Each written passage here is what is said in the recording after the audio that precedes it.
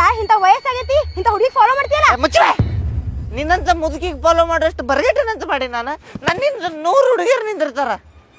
ನಿನ್ನ ಮಾತಿಗೆ ರೆಸ್ಪೆಕ್ಟ್ ಕೊಡ್ತೀನಿ ನಾನು ನೀ ಹೇಳಿದಕ್ಕ ಫಾಲೋ ಮಾಡಿದ್ ನಾನು ನಾ ಯಾವಾಗ ಹೇಳಿನಿ